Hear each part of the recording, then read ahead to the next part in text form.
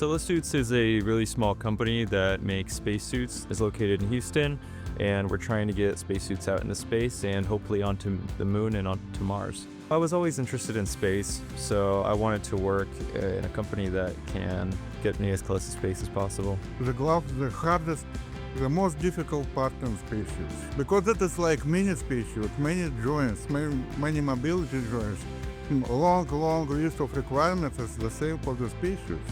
It has the most amount of small parts, and it's also the most complex part of the human body. It's like pressure garment, so we have to hold pressure with different levels. We have to have minimum leakage. It's like clothes for astronauts. We have a long list of comfort requirements, like right size, comfort, thermal comfort, many things. So astronaut life is number one for us. All hardware parts, that including pressure regulator, pressure relief valve, ventilation manifold inside spacesuits, glove bearing, glove disconnects, bearings, helmet rings, restraint buckles, many things. SOLIDWORKS Startups is really useful for us because we don't really have the budget to really afford a really expensive CAD. It's been really helping us out with making models really quickly and prototyping. The best tool in CAD design software.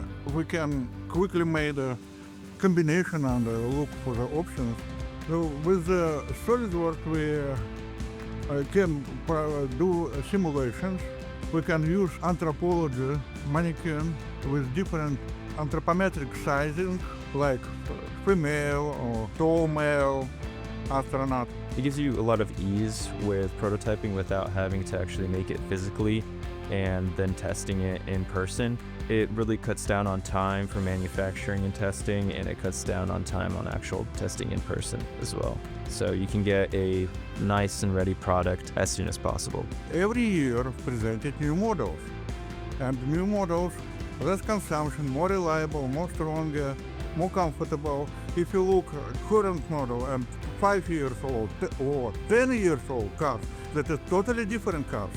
They're coming out really good.